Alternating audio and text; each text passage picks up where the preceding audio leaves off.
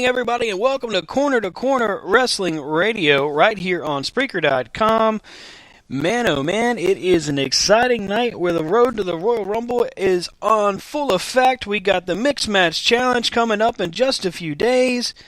Whew, got a lot to talk about, and of course, we are fresh off of Ultimate Championship Wrestling's Defiance. It's been a hot weekend and a busy weekend. A little bit run down. The triple threat is a little bit beat up this weekend. Whew, man, oh man. My name is Stan Grubb. Of course, I'm joined by my tag team partners, Brian Taylor. What's going on? And Rob Hefner. What's happening, people?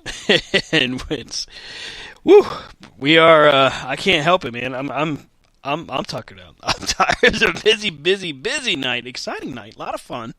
A lot of work.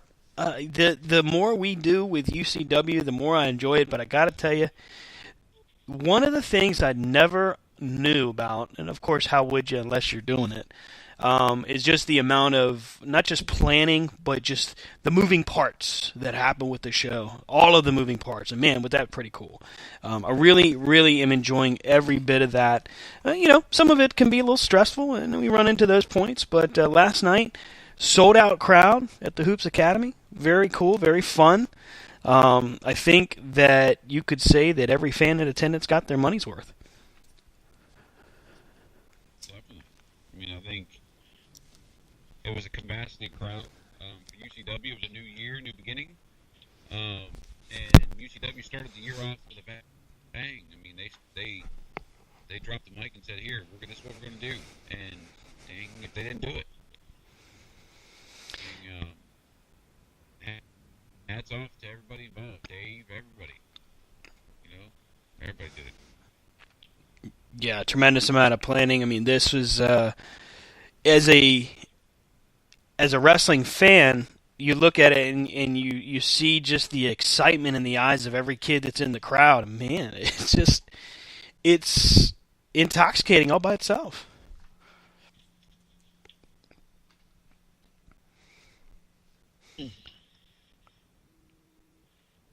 So. Yep, and I'll say DeVore led a ship of wrestlers to the Hoops Academy and delivered. Definitely. Starting 2018 in the right way. The excitement was off the charts. We got a chance to get our first look at Bacon and Eggs, very well-known tag team out of the Richmond area, and they really brought the excitement and brought the fan attention. We may have a hot new tag team here in Ultimate Championship Wrestling. Man, that was pretty cool. Yeah, they got a certain look, a certain style. They know how to energize the crowd. It was a good night for them. Very much so. And what I was impressed with last night as well was how well MC123 looked. And the crowd. Boy, those fans really took to him. We mentioned it just a little bit on UCW radio, but man, they really took to him quickly.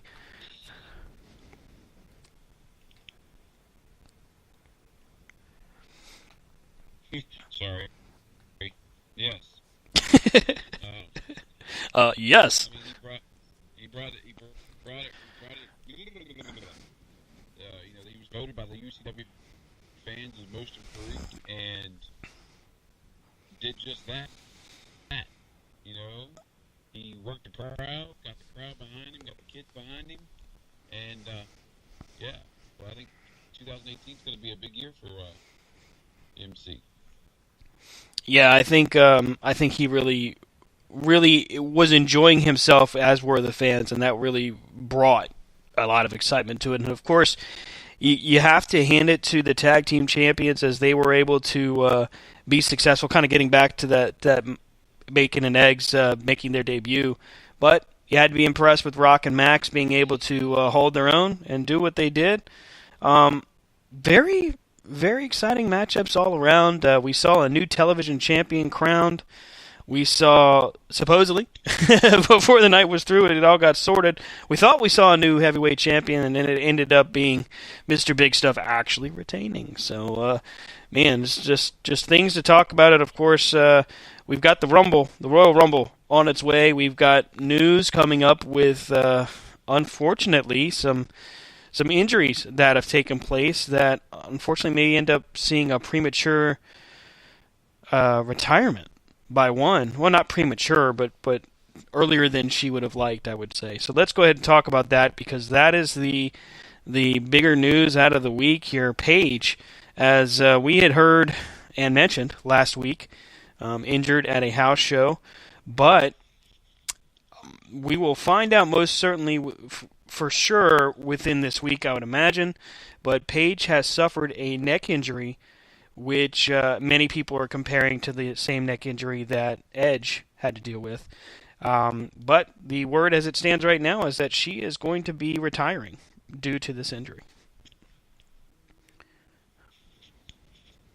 Yeah, it's a shame. She just got back not too long ago, and excuse me. Now, her career may be over. So it's a shame, especially now with the women taking off. Yeah, I mean, Absolution was put together somewhat to spotlight the two young ladies with her, of course, but really to give Paige an opportunity to have a great platform upon her return. She had a great matchup with Sasha Banks on Raw, and she had a good showing for herself in her return, both on the mic and getting ready for a matchup with Asuka. So this is definitely a disappointment for her. Our thoughts go to her because she's only 25. That's such an early age to have to retire. Yeah, especially due to injury. Yeah. It's one thing if it's your choice, but an injury is always rough.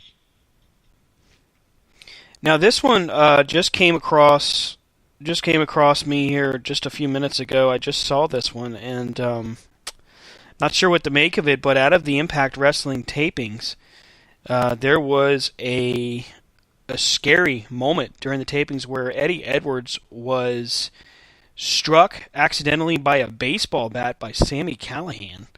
The injuries suffered by Eddie Edwards was a broken nose, broken facial bone, and a couple of cuts and bruises there. Apparently, he lost an awful lot of blood right there in the ring. He was rushed to the hospital right away.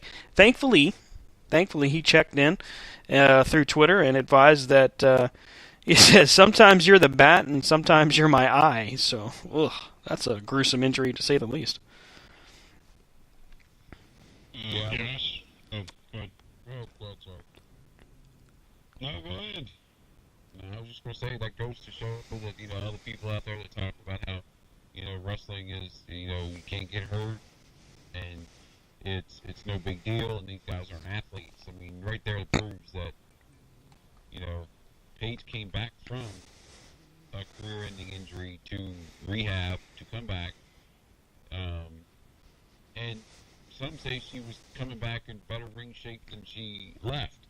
And to have another injury happen, it's a scary thing. But, with Eddie Edwards, that just shows you that a normal angle, a normal thing they've probably done a couple times before, 1 inch the wrong way, and now you're sitting with a broken cheekbone, face bone, and all that kind of bone. So, prayers to him and her for their speedy recovery, and hopefully this is not the end for Paige, and that, once everything settles down, they realize that, oh, wait a minute, she can keep going. So, with injuries, you also hear about it, and it seems to happen, unfortunately, every year. There's this horrible thing that takes place where wrestlers end up getting injured and retiring. There's actually one that we weren't really aware of, but I don't know if you guys were aware, but apparently Mark Henry is officially retired. I hadn't heard that. So that was fun, I guess. I mean, I had read that he had said that his time was nearing and that he was going to most likely retire soon. Um, I read that somewhere, but yeah, it was one of those you just kind of like, oh wait a minute, and hey, you got to give him credit for staying power, and he was on top for many years. Yeah, I mean, the Hall of Pain. Think about his feud with, for the title when he beat Randy Orton into just convincing fashion was very impressive. I would say that it's hard to figure a guy that had as much impact and as long of a career, a successful career with WWE. I mean, think about how long he'd been there since 1996. I mean, who could forget Sexual Chocolate? Oh, the angles with Mae Young. Yeah, yeah. I mean, just the guy has done. He's an example of a company man doing anything and everything that Vince or whomever was in charge would ask him to do. He ranks right up there in my opinion. He ranks up there kind of like with Big Show, where they did what they needed to do to get over at the time, and they were constantly reinventing themselves. Like they do the gimmick, and then now wait a minute, that didn't work for a while, so let's go and change it. Right. Let's do something else. He stayed relevant with the times. Let me put it that way. I thought that even as we got what I guess appeared to be towards the end of his career, I thought his showing against Rusev in those matchups was pretty good. I think he was able to keep pace with a lot of these guys without issue. So it speaks volumes for his staying power. But what many wrestlers will tell you is that Mark Henry's one of those guys that took very, very good care of his finances. So he's going to be doing just fine as he hopefully enjoys his retirement. I understand he is taking some bookings independently for autograph signings and such. So hey, maybe we'll get an opportunity on Corner to Corner to maybe talk with him and maybe get a photo with the guy. You never know. Yeah, I think Madam has the fact that he's at the point where he wants to go out the way he wants to go out. He's not being forced out. He's not being retired. He's not disgruntled. He's one of the few guys that actually gets to retire and enjoy what he's got going on. Yeah. So I did notice also that there's a couple of departures. Ethan Carter the third, excuse me, golly day, Impact. Impact is they do their tapings about 6 weeks worth of tapings each few months, and when they do their tapings, they one of the matchups they did was a Feast or Fired matchup. And in the Feast or Fired briefcases, Ethan got one of the EC3 rather got one of the briefcases, and he ended up getting the Fired briefcase. Crazy, crazy to think. I mean, think about it from this perspective. There's a guy that was in NXT as Derek Bateman, didn't really have a big showing, but he did have a modest account of himself there. He was even getting ready to debut on Monday Night Raw at one point, and then they decided to go a different direction. He goes to Impact, to TNA, and does very, very well. I would say turning even the most skeptic of wrestling fans into his corner. So interesting as we get towards the Rumble, and we were asking the question last week, could EC3 be WWE bound? I mean, he got his release early.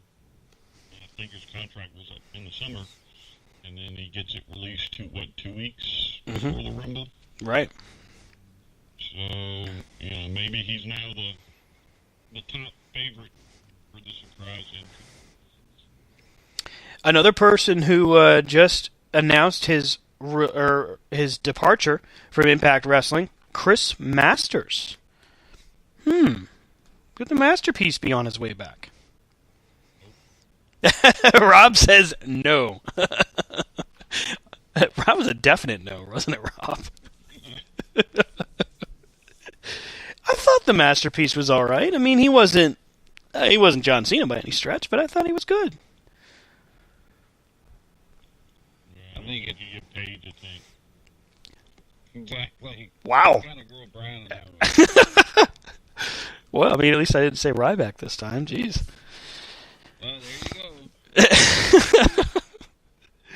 Starting to think that you're getting paid, you know, you're getting paid by how many times you can mention him in a broadcast. Yeah, maybe all of the hate was just a farce, just to trick you guys. I did see an. I don't care. Thanks, man. I did see a name that kind of piqued my interest. What about MVP? I mean, I know he's a little bit older, but he was very good in WWE. You think maybe we could see him? Mm-mm. No, I say no. Okay. I agree with Brian, so sorry. Well, alrighty then. I think they gave him, 2 runs? Yes, yeah, they did. Yeah, I don't foresee Vince with what he's got, the pool that he can pull from. I don't see him giving him a 3rd chance. You know? Yeah, that's kind of like Masters. Think maybe they just. EC3, I think, is, has a lot of upside to him. I just don't think Masters does. Well, I mean, this is kind of sticking with the Impact / TNA vibe. Rockstar Spud recently left TNA or Impact. James Storm apparently done with Impact. Welcome to WWE, buddy. And making his return to Impact in a very notable fashion. And hey, Civil process guy.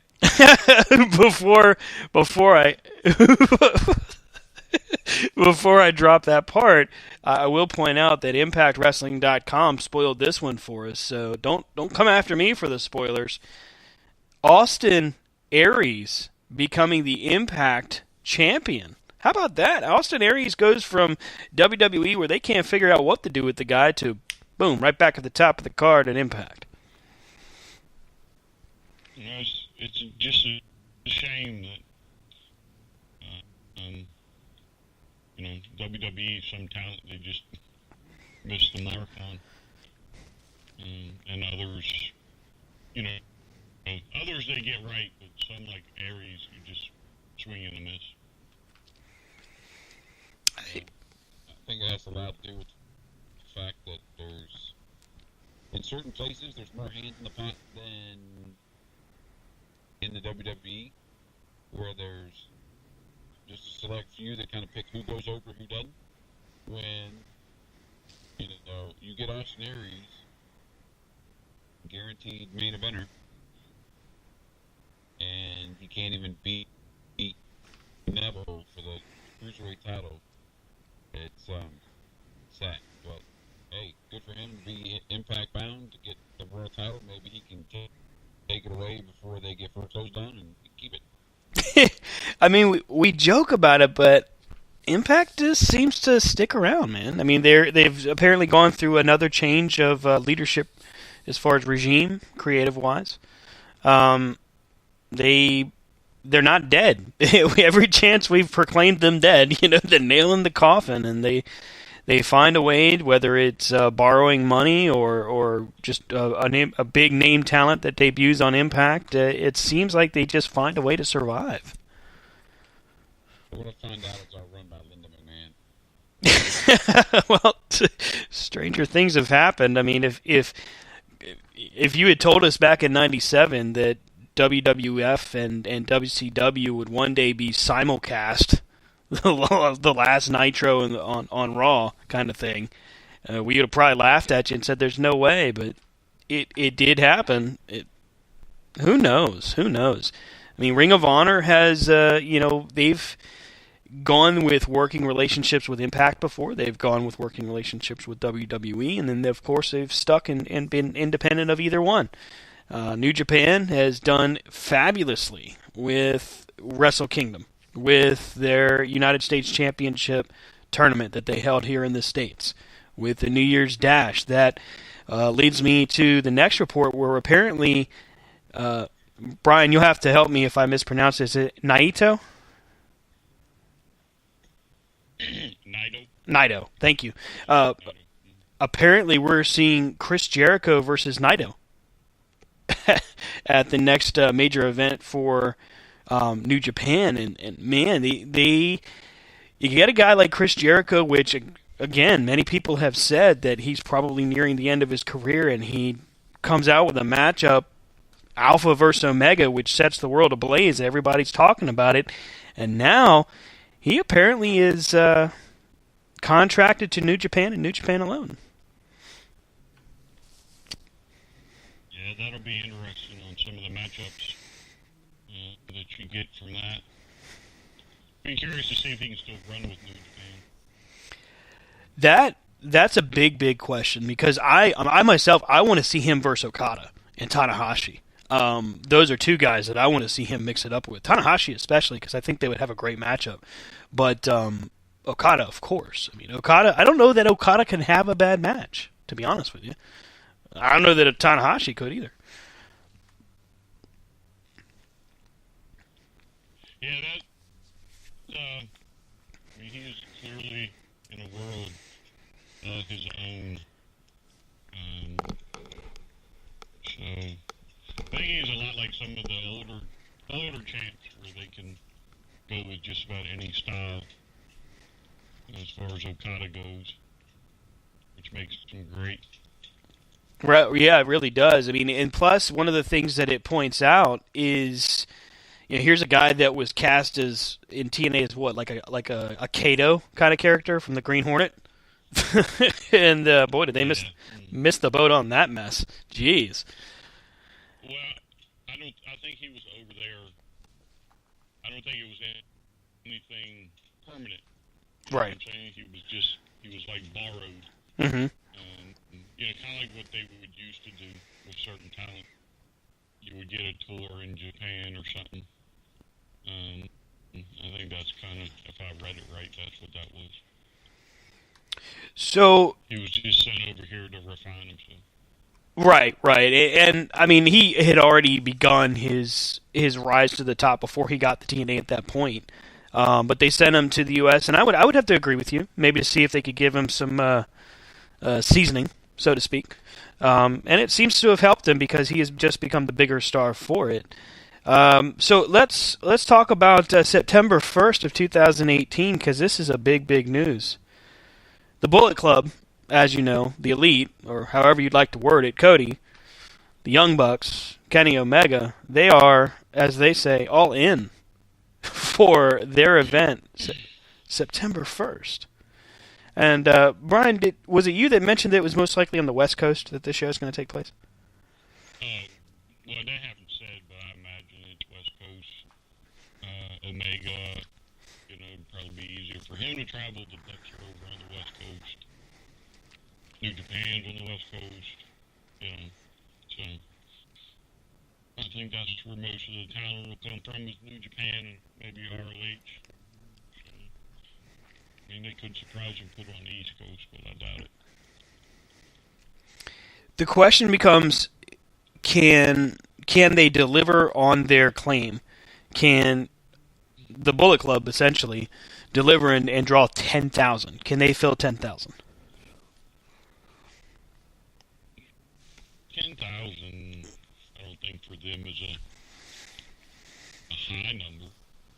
I mean, you have 10,000 rabid Bullet Club fans, probably in a state alone. I'm sure that number's off low, but you know what I'm saying? Mm-hmm. Yeah. Now you're gonna have a card that is gonna spotlight Bullet Club. I don't think it's gonna be hard to fill. I think that when it comes to this type of an event held independently, this speaks volumes to the strength of the business. Because if they're able to, and of course, this was their statement that they feel they can draw 10,000 without a problem. With the talent that they are connected with alone, I'm I would never say that they can. I think it's definitely reachable. I think 10,000 is more than doable, to say the least. I think that this is something that could be a huge, huge moment, and depending on who and how they do it, who they bring in and how they get it done, this could be a business-changing type event.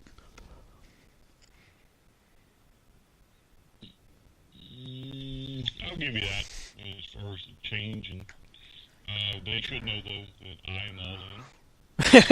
Okay. If you need somebody behind the scenes or something, I do know my way around backstage. But you know, you can give an interview, promote it. You just holler. I like the other ones that skeptical. I'm all in.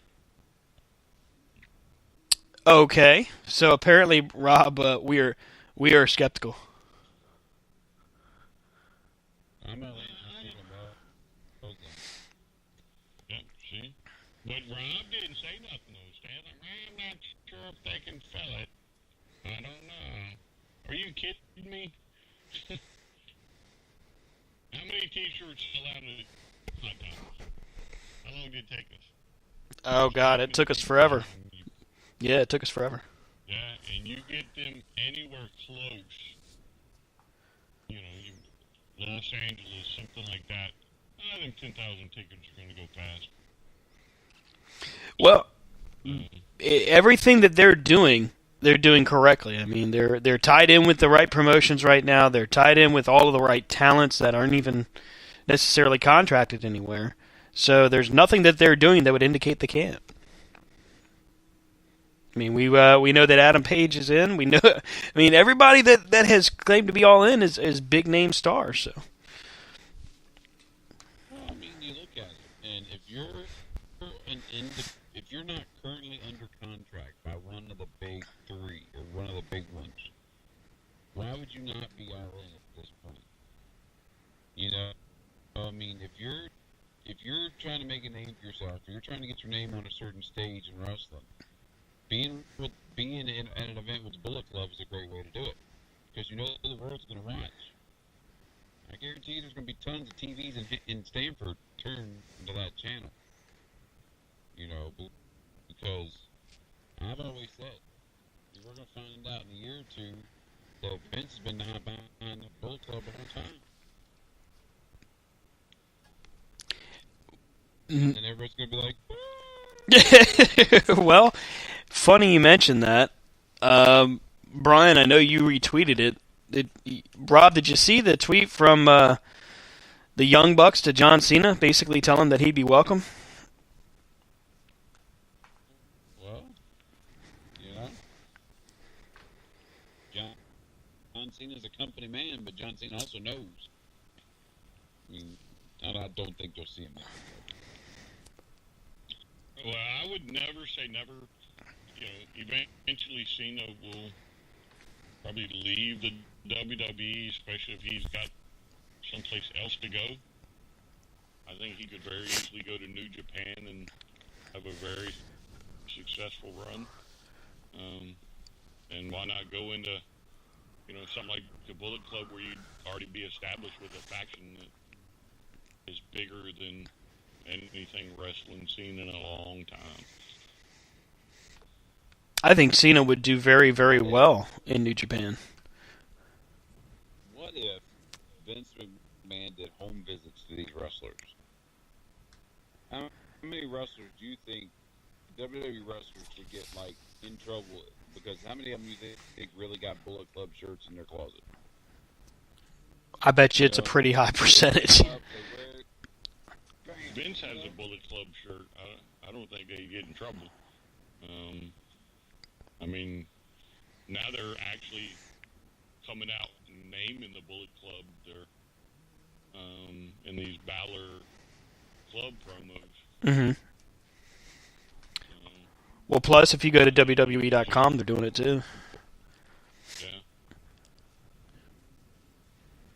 Yeah, especially in an article, they're doing the history of the Bullet Club. Or Balor Club. So. We may not be very far from seeing the Bullet Club not just in New Japan, you know what I mean, but in WWE, not just in mention. I would imagine that if they're able to do it for the right money and the right idea, the right plan, we could very easily see it on all fronts, and still maintain its independence.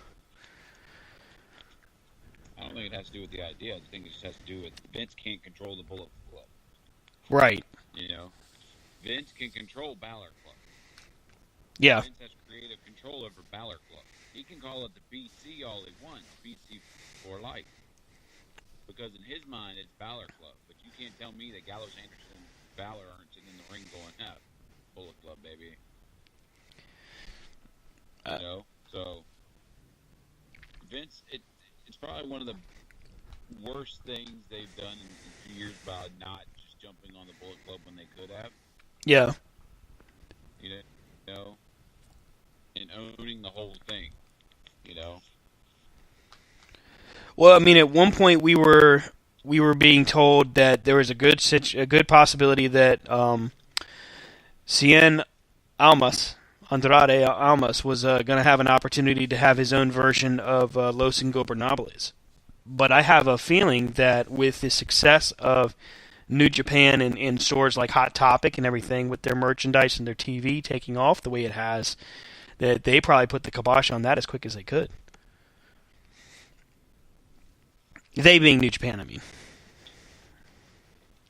Well, yeah, but I mean that didn't actually start New Japan. That was down in a promotion in Mexico. Yeah. Then it went to New Japan. Yeah. So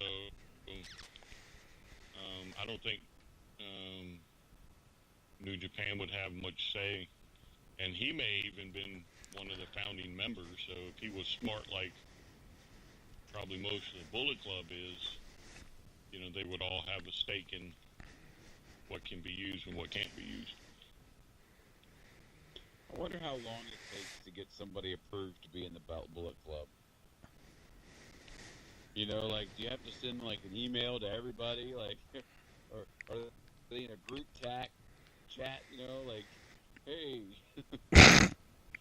there's this guy. Hey, that I saw. It's a new world. I mean, when it comes to how wrestling is set up and how, you know, factions and things like that happen,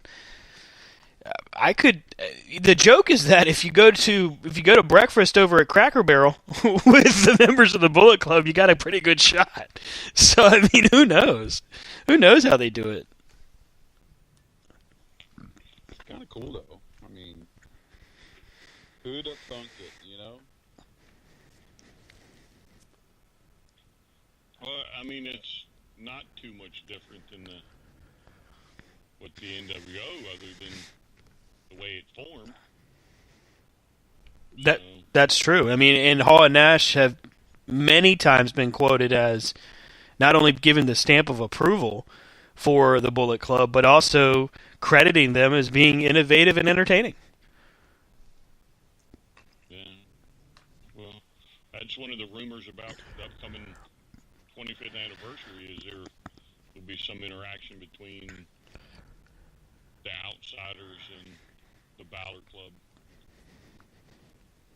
You know, kind of solidifying the whole thing.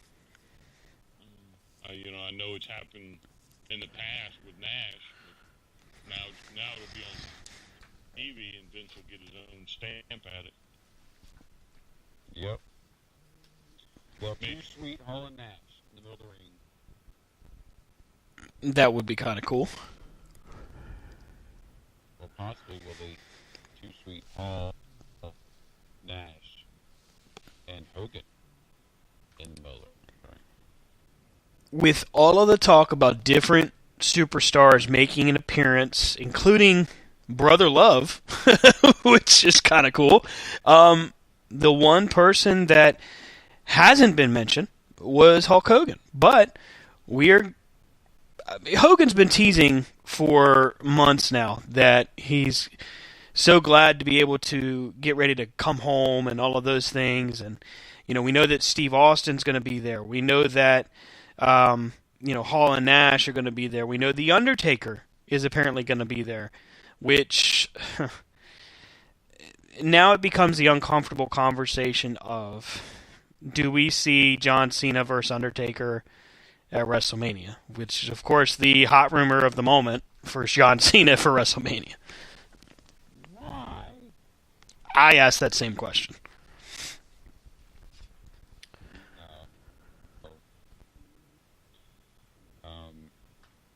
Well, I think it would just be their way of protecting The Undertaker for one more win at WrestleMania, considering what he lost the last two. Is that right? Let's see. He lost Roman and Lost to Roman and Brock. Brock. There's one in between there. Was there one in between? Yeah, he beat Bray. He beat Bray after he lost to Brock. I mean, So I think it's just a way for him to go out with a win with somebody that'll protect him. yeah. Well, and I think that's a good point, because I think you're right. I think Cena would protect him, and they would have, I'll say, a serviceable match. I don't know how good it would be. That's the problem, and I would be concerned more along the lines of, what is The Undertaker's current status as far as his health? They need to make it a stretcher match, just to be on the safe side. Wow. Okay. I didn't see that coming, Rob. I like The Undertaker. I've always liked The Undertaker. I've always think The Undertaker is one of the greatest showmen out there. He's been able to reinvent the same gimmick for over 30 years. But there does come a time,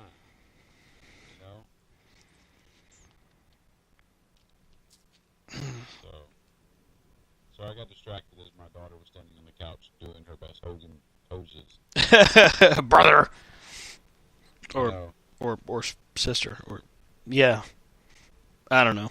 Let's see here. Mixed Match Challenge starts Tuesday night, the 16th. The brackets have been released on a couple different venues. I believe WWE.com actually has it as well. We did find out that the teams that have been announced are all finalized, and The Miz and Asuka is officially a team. Becky Lynch and Sami Zayn, they are a team. Let's see here. Bobby Roode, of course, and Charlotte. Is there a team out there that you think just on the surface will flop? Will flop? Yeah. I don't remember all of them right now. Who's Nia Jax with? Nia Jax is with Apollo Crews. That might be close. Trying to remember all of them though. We got Root. Fox, Gold Dust. Yeah, there it is, right there. Yeah. Big E, Carmella, those are the ones that are just kind of like, what? You got Shinsuke Nakamura and Natalya, Finn Balor and Sasha Banks, Jimmy Uso and Naomi, Goldust and Alicia Fox, Big E, Carmella, Braun and Alexa, Charlotte and Bobby, Bayley, and she was apparently supposed to have been teamed with Samoa Joe, but unfortunately Samoa Joe hurt his foot on Monday night. Taking his place in the Mixed Match Challenge is Elias. There you go. Because all the talk on the different websites has Bayley not in good graces right now with WWE for some reason, but then you got Becky and Sami Zayn. Right. And one thing I like is they're all fighting for charity. I think that's really cool. I saw that on WWE.com today, that they're all fighting for a different charity. Yeah, I like that. I like that that's being done. The brackets themselves, week 1, this Tuesday. Yeah, this Tuesday, right. Just double checking my dates. Yep. This Tuesday, Sasha Banks and Finn Balor taking on Shinsuke Nakamura and Natalya Neidhart. So that is this week's event or matchup. Next week, which two-thirds of the Corner to Corner crew will be in attendance for, is The Miz and Asuka taking on Big E and Carmella.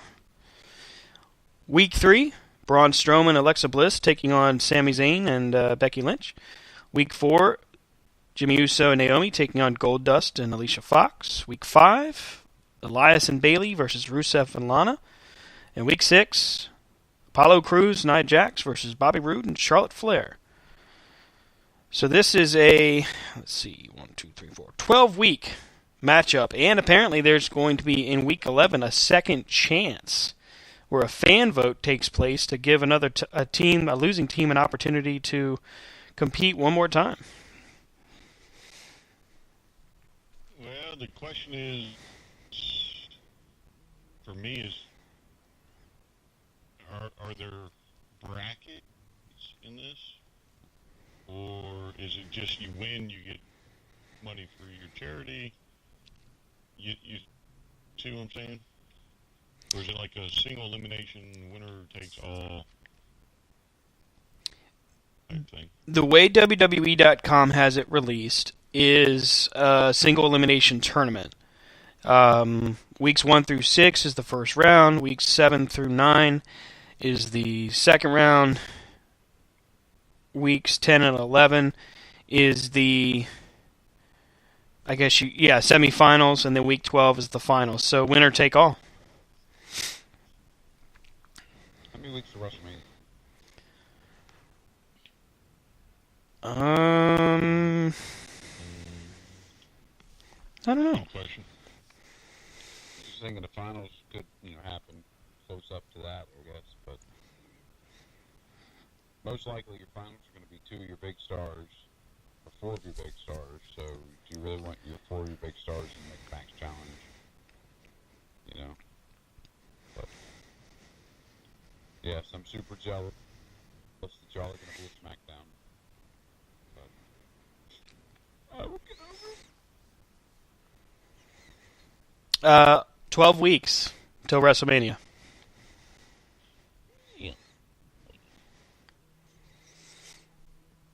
Well, technically it's 11.8. Oh, well, give or take a bad pay-per-view, we don't know, That's WWE. They're bound to have at least one bad pay-per-view between now and then. It's the WWE. How else could they take a 4-week tournament and run it up in 2 weeks? Be like, done. Oh, we're in the finals. Like, wait a minute.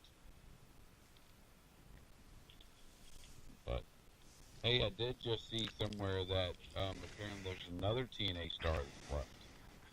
Oh, yeah? What you got? Somebody posted a picture of Lashley taking a bow at an event.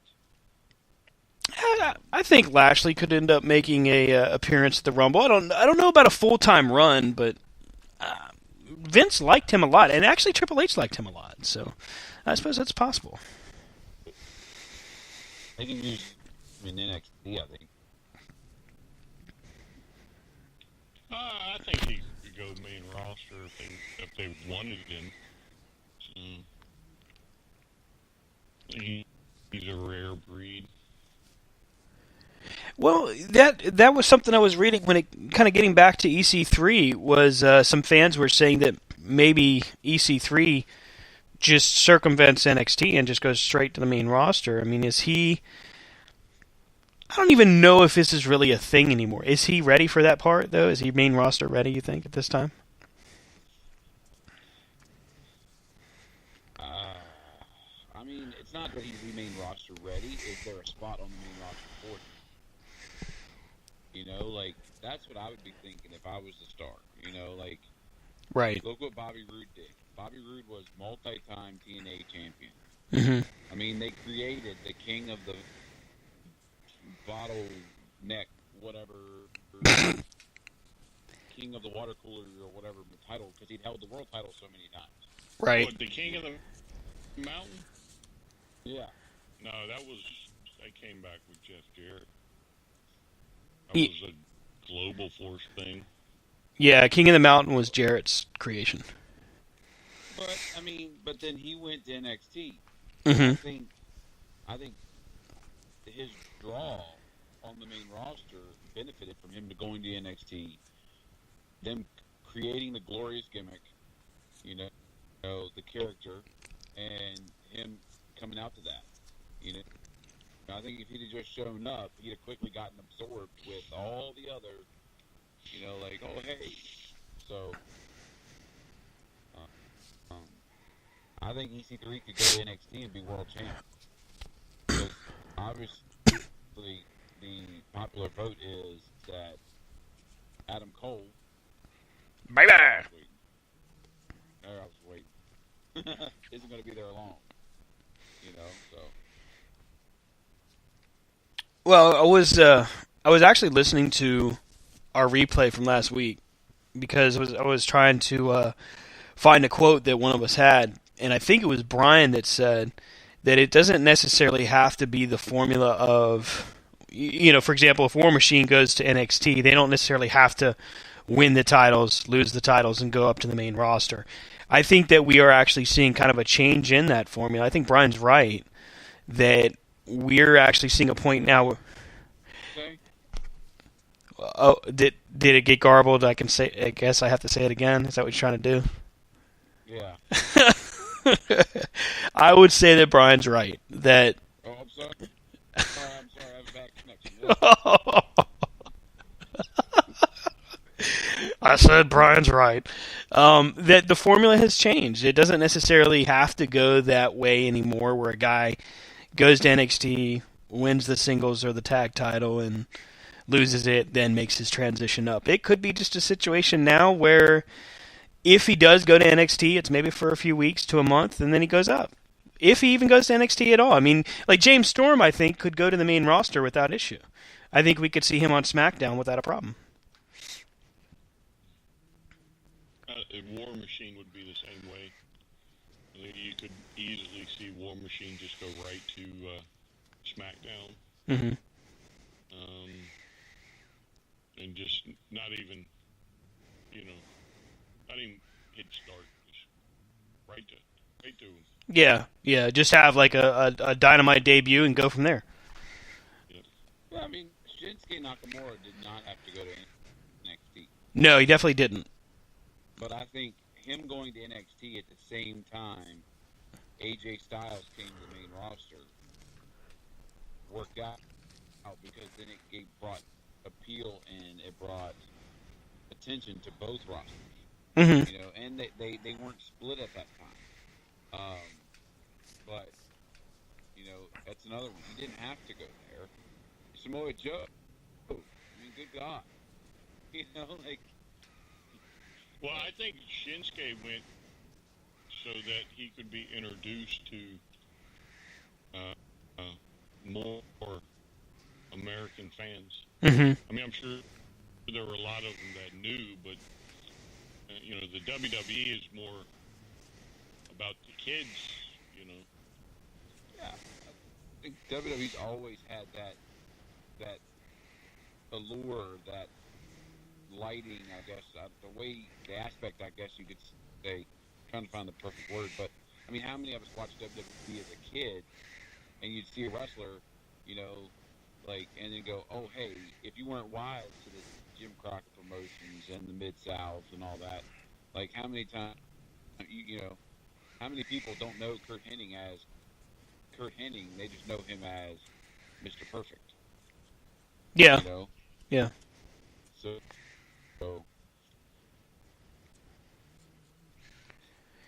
when it comes, that's what I was trying to say, and I messed it up. Sorry. No. I think we got what you mean. It was one of those situations where, you could look at any example from former WCW guys brought in, like Buff Bagwell, for example, was very popular in WCW, very popular in the South, gets to WWE and doesn't take off for whatever reason it is. And, a lot of people would say that it's Vince saying, no, I didn't create this guy, so we're just not going to give him any proper attention, which I think it's pretty well proven. I don't know that that's really a theory anymore. I think it's kind of proven. But at the same time, I mean, I would agree. I mean, it's not. I don't think it's rumor anymore. I think we've seen too much proof that says that that's just fact.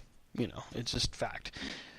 But I would honestly, and I am a WWE fan, but I want to see like New Japan when they come full fledged into the U.S. I want to see them be successful, and so that we can have another one of those moments where we're changing channels in the middle of a show because we want to see what they're doing, whomever that may be. We may never see another quote-unquote Monday Night War, but competition is great for all points involved, I think. Oh yeah, it'll be interesting. I mean, you figure we're only a couple months away from that supposedly taking place. Mm-hmm. What was it supposed to be, like March? March or April, I think. It was conveniently towards WrestleMania time, if I remember it right. Which, I mean, hey, give them credit. Everybody capitalizes on WrestleMania weekend, for big shows in that area because it draws everybody's attention. You got a lot of people there. New Japan is there. Let's just say they're on the West Coast a week or two beforehand. I think that's striking while the iron is hot. I think that's a smart move. Right. Yep. So, I guess it'll be nice to have more variety. Mm-hmm. More quality variety. Yeah. Plus, it forces people to change. You either get with the times or you get left behind.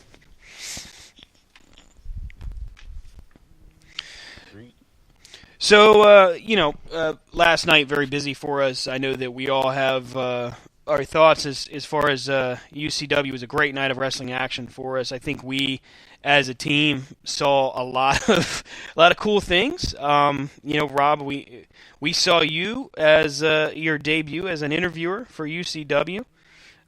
Man, I got to tell you, just watching you from ringside was really cool. I was impressed. You did a great job last night. Well, thank you.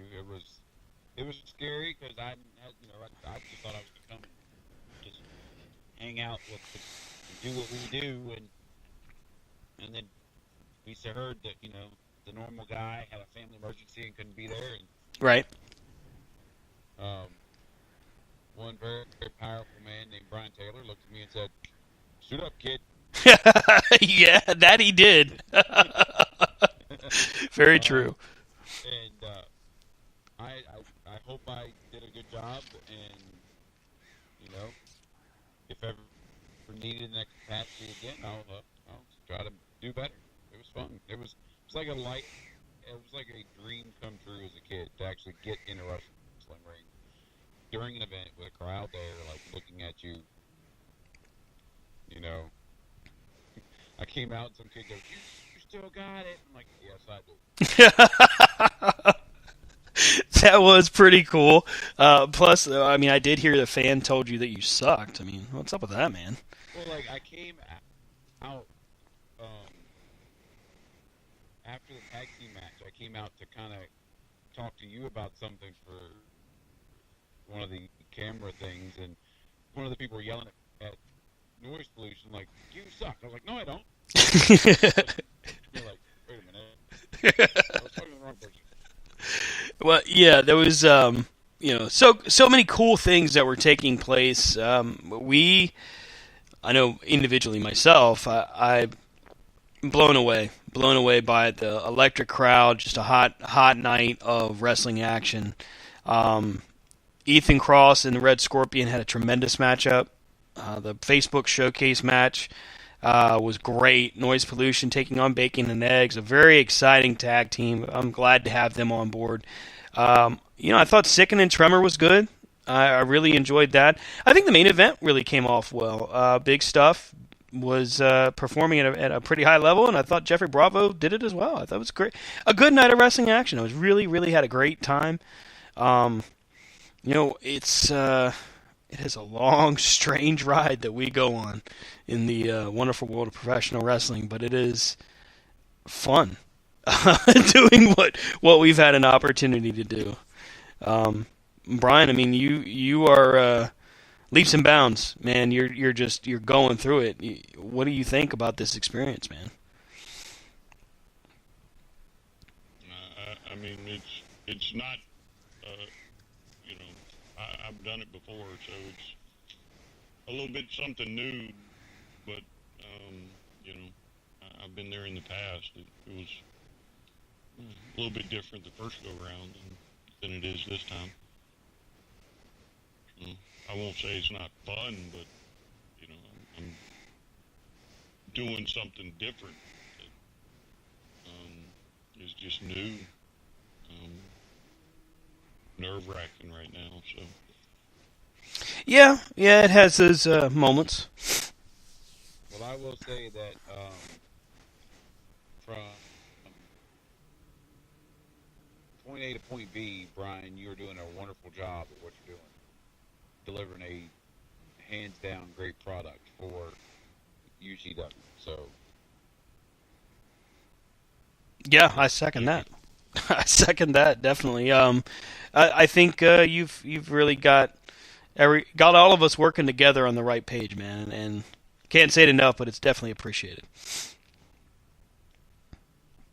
Thank you. No sweat. Hey, you know what? all hail Brian. All hail genuflect.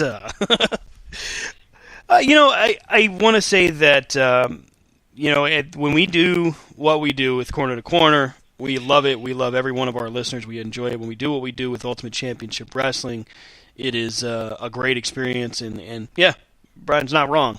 Some of it can be a bit nerve-wracking. It's a lot of things to take in. It's not a negative, but it's definitely a lot of work that goes into it, and you develop a certain amount of respect more than you ever had before for the guys, all points in between, doing everything from the lighting to the sets to the chairs to the ring to audio, video, you name it. And it's not just a thing of what's in the ring, although that's about what it is. It's also everything else that goes with it, and of course the great folks at the Hoops Academy that were so gracious enough to let us be there and work, and that was an awesome experience, and I can't wait to do it again. I really enjoyed myself specifically. But folks, you know what? After a very, very busy weekend, we are going to go ahead and bid you adieu this week, as we've covered a multitude of news and topics here on Corner to Corner. Rob, where can I catch up with you on social media, sir? The bank. No. Is that Wells Fargo? Is that Union Bank? Friends call me Cat. Greatest nation in the world is donation. Yeah, that's right. Catch me at Rob Hefner on Facebook, at Rob Hefner C2C on the Twitter, RDHUWB on the Instagram, and yes, I had great fun yesterday. Very long day, very long, just as you all said, energy-wise, emotion-wise, up and down. One of the cool parts for me yesterday was, and I'll shut up, but was when we were there before, and the chairs were all askew, and then we left to go grab a bite to eat, and we came back. The arena was set up exactly the way it was supposed to be set up for the night. So it's just like it brought it all home. Like, yep, it's real. It's home now. Mm-hmm. And so it was a fun time. Yeah, that was pretty cool. This whole experience has been eye-opening, fun, and there's still more to come. So, I mean, and we got to meet a Hefner. Yeah, that's right. Absolutely. Jeez. How do you leave that out? Dave Hebner in attendance last night. That was super cool. Got a chance to shake the man's hand, talk to him for a moment or two. What a cool guy he is. Brian, any final thoughts before I give your social media, buddy? No. All right. Other than Sue Young debuted in Impact Wrestling. check that out here in a few weeks. Yep, another favorite of the Corner to Corner crew, Sue Young. That was debut. Apparently, she assaulted somebody. I'm not going to give it a complete spoiler. We'll leave that out there for people to tune in. Well, I had it pulled up, and then that blanked out. So, Brian can be caught on Twitter at STRCP21. Facebook, Brian Taylor, of course. Corner to Corner can be found at the C2C Radio Show on Twitter, Corner to Corner Show on Facebook, cornercornerwrestling.com, Corner to Corner Radio at gmail.com, and Corner to Corner on Instagram. And I can be found on Twitter at Stan from Krypton and on Stan Grub on Facebook. So, with that being said, I hope everybody has a great week. We will see you next time right here on Corner to Corner Wrestling Radio. You guys have a great week, and we'll see you next time.